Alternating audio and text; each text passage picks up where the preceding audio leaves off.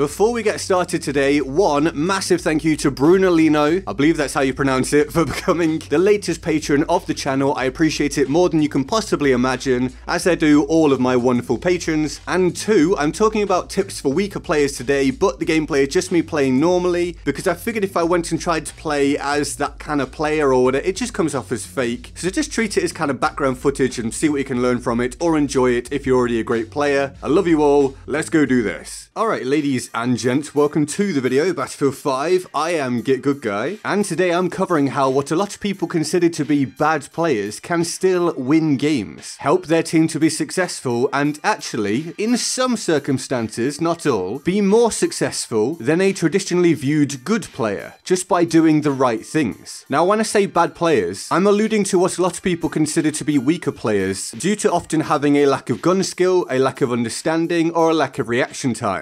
There's a lot more that goes into playing a game, but we know that happens a lot. People are looked down upon because they're just not as good at the mechanical aspects of the game. And I think that's a shame, because there's a lot you can do if you're a weaker player. So I want to help. I want to try to flesh out your understanding of the game so that you can still win even if you're not as quote-unquote good as the player you're going up against. So I've written down everything I can think of right now that can allow you and your team to be successful without having fantastic gun skill and all that kind of stuff. So I'm just going to run through all these just one after the other. Let's go. Please play objectively. When you enter into a mode, think about how you win that and really play with that in mind. So if it's conquest, make sure you're moving towards the flags or defending the flags or cutting off the routes to the flags. Whenever you're doing something, think of why you're doing it. Don't just go running around randomly like, oh, I think there's a guy over here or whatever. Focus on what's beneficial for your team. Do you need to hold down the area right now? Does it help you sitting on the flank and stopping the enemy running in to that flag? All that kind of stuff. And closely related to that is focus on your team. The point in playing Battlefield is you're on a team. There's no solo mode apart from Firestorm, which is dead, basically. So your purpose is to be part of that team and provide value to that team, as well as having fun, of course. So look at how to be beneficial for them. Of course, your own performance matters, and that's what we cling to, but if you're being a good teammate, that really matters more a lot of the time. Now, stay relatively close to your squad if you're not particularly able. Being near to other players with that green symbol over them means that they can revive you if you go down, and you will probably be going down a lot more if you're a weaker player, so that's beneficial, especially in a mode where kills actually matter, say team deathmatch. It also means that they can help you out in general, you can help them out in return, you can move as a unit and be more successful by not just being a lone gun without having the skill set to do it. Also, being near your squad means you're more able to provide revives. You can revive your squad mates, of course, remember that. Now, if you're running around not as a medic, and you're just near your blueberries, your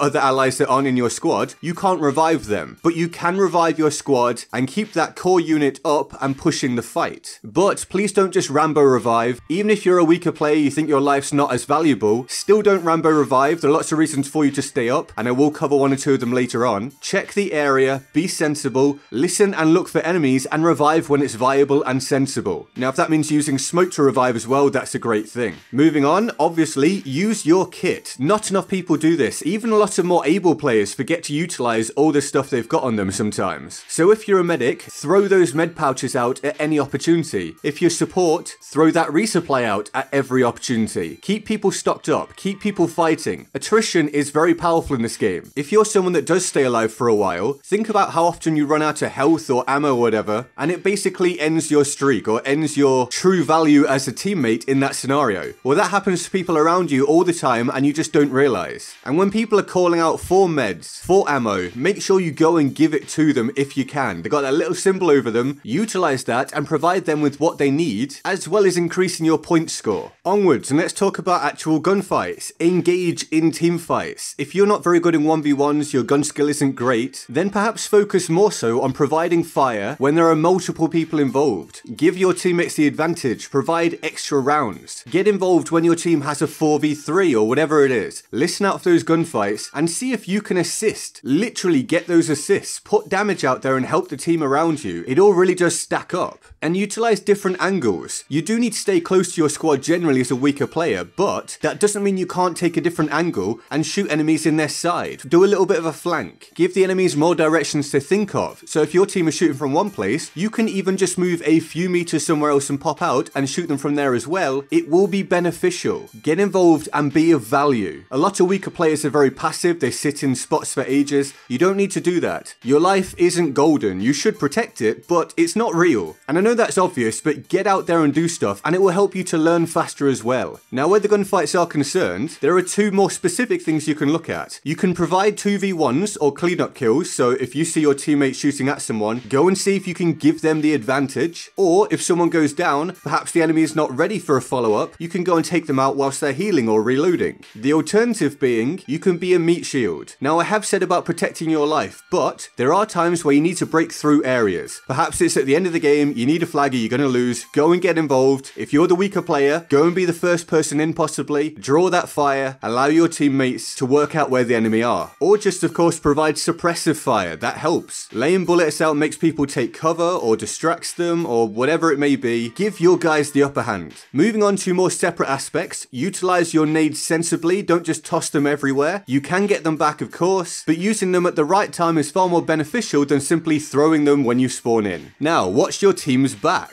Check the minimap for where your team are and aren't looking. This is a very key one. Even a lot of good players don't do this. A lot of players get tunnel vision, or they focus in on the fight that's happening or where everyone's looking, and they don't check the flanks, they don't check behind, they don't look at the minimap to see where they're not covering. You can do that. If everyone's looking one way and you're not needed in that scenario, watch their back, make sure they don't get easily picked off from behind or something. Onwards, look into hot routes without necessarily being in them. The core key places where fights always take place, you don't have to run into the middle of that, you can go around somewhere else and look into it. Maybe take someone down and move, look into it from somewhere else. I've talked before about that definition of slicing the pie, although I don't know if that lines up with the actual military term for it, but basically, go around, do what you need to do, exit, go further around, enter, do what you need to do, exit, and so forth. Next up, hold down those key/power positions, head glitches, dominant areas, raised areas, flags of importance. Keep them in mind and keep them yours while it's necessary. Use those advantageous positions, but don't linger too long. As we've covered already, people get tunnel vision, or weaker players can be very passive, inadvertently spend too long not really being helpful, not focusing on the job at hand. Always try to keep your goals in mind. You can easily look for where the fight is moving to. When you're just running around, it can be a bit too much to take in sometimes. Look at where your team is heading to, look at the mini-map, look at which flags have been captured, which ones haven't, which ones are being taken right now. Look for where the swell of your team is heading to, and think about whether you want to just join them, where your squad is going, if you want to go and take a different route, but have a purpose rather than just lingering in an empty area for too long and letting the game get away from you without really realizing it. It's about being mindful and present in the moment. And more specifically, you can easily look for friendly deaths around you, for the little X's on the minimap, and other cues, whether it be visual cues of firing, audio cues of gunfire, of hearing reloads near you, of hearing enemy voices, because the enemies do have callouts as well that you can hear. Use all of that stuff to give yourself a direction to head in. Moving on again, but kind of going back to squad play, but more so team play, if you're playing in a party with people, call out useful information. There's an enemy here, or I think they've gone there, or I hear something near me, or we're losing this flag, or there's been a spawn flip, or we should head here, or we're down by these flags and we need one to win. Whatever it may be, you may be the weaker person for gun skill, but you can be a valuable member if you have good game sense and keep on top of things. The captain or leader of a team isn't always the most skillful, remember that. They might just be the best leader, or at least the most helpful person. And you can build on that by marking and spotting things. You do have the spotting button, or key, depending on what platform you're playing on. Use it to mark where you think people are, where you want to head to, all that kind of stuff. People don't do that enough, especially if you're down. If you're in the down state, you can mark where people are near you, where enemies are, and give the person coming to try to revive you an advantage. And as we talked about marking things, let's talk about spotting things. Utilize those spotting mechanics when you're on that kind of class, such as landing damage with the right combat roll on recon, suppression with support, all that kind of stuff. Make sure you're utilizing it properly and effectively. If you are recon, you're not using the spotting scope, say you're using the spotting flares, look for and keep in mind where resupply points are regularly to keep up those spotting flares. The more often you have them up, the larger the advantage your team has. And it really is about the team, as we've said, so provide team damage on vehicles. You don't necessarily just have to run away. If you're support or assault and your team are trying to take out a vehicle, be of value, spot the thing so they can track it, land dynamite damage on it, whatever it may be. And personally, I take that trade. One infantry dying to get rid of an enemy vehicle seems like a good trade to me. Where dying is concerned, you can be a non-lethal distraction, whether you die or stay alive. Take away the enemy's focus on the objective, flank around, just land kind of passive damage on on them or shoot from somewhere and move. Give them another thing to think about. You don't necessarily have to get the kill, but you can distract them.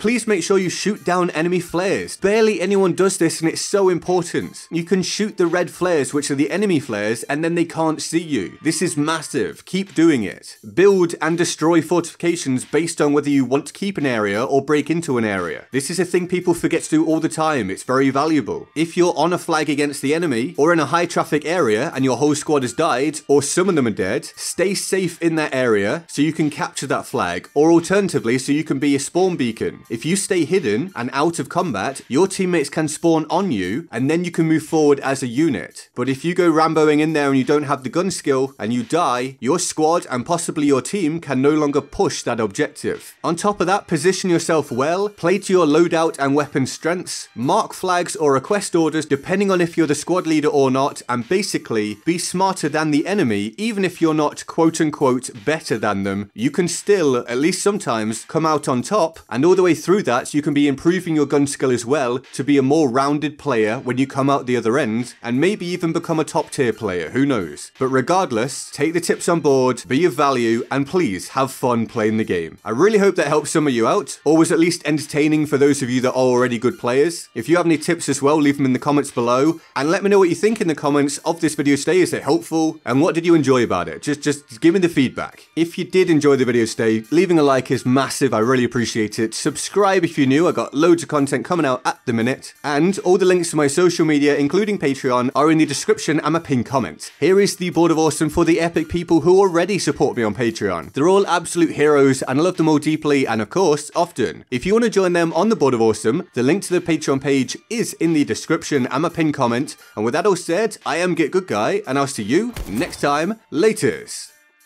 The optimal scenario, of course, is using something they enjoy, something they're effective with, and are helping the team. I would say there is room to criticize someone that isn't actually helping in a team-based game, not in an abusive manner, but just having it pointed out. You know, sitting in that corner for 8 minutes for no reason every time you play